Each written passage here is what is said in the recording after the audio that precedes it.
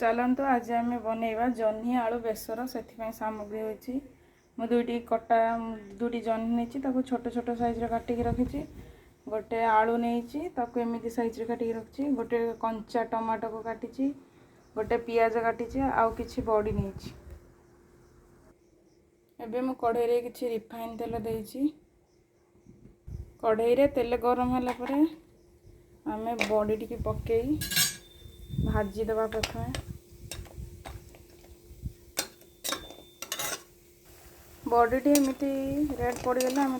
खोलीदे पुणी से तेल रे आम जह्नी आलू गोटे चामच लुण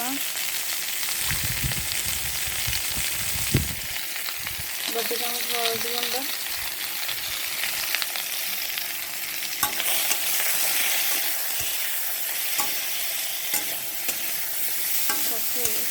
भल भाव सीझा छाड़देव जह्नी आलू सीझा भितर चलते आम मसला प्रस्तुत करदे मसला प्रस्तुत आम 2 चामच सोरिष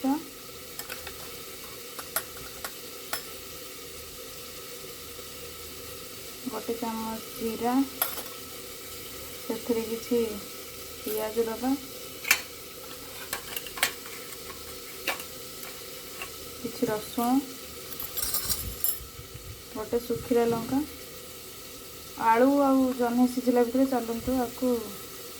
ग्राइंडिंग करदे देखु एबे हमर मसला प्रस्तुत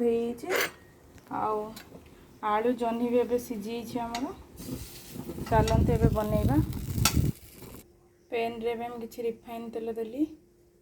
से मुझे गोटे चामच सोरिष गोटे चामच जीरा आउ काटिक रखिया पियाज से भल भाव भाजवा पियाज टी रेड हवा भल भाव भाजवा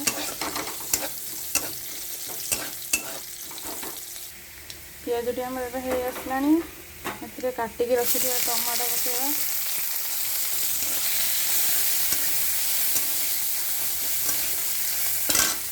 तबे से सामान्य लुण दबा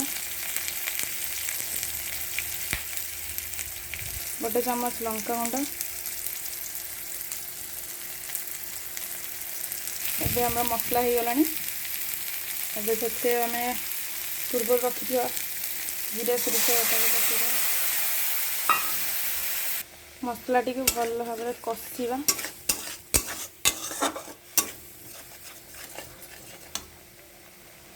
मसला कषला पर से आम पूर्व भाजिकी रखि आलू आ जह्नी पकेवा सहित से भाजिकी रखि बड़ी पकेवा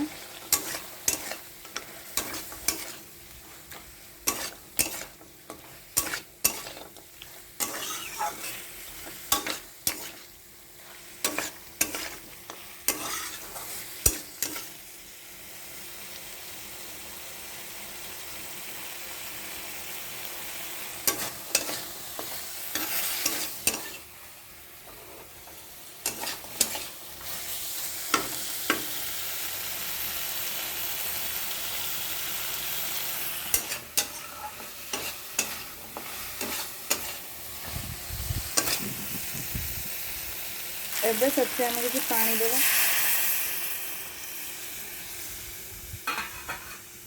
ताको एबे किसी समय छाड़देवा टिके फुटी जाऊ देखो आमर एबे प्रस्तुत हो गलानी जह्नी आलू बेसर।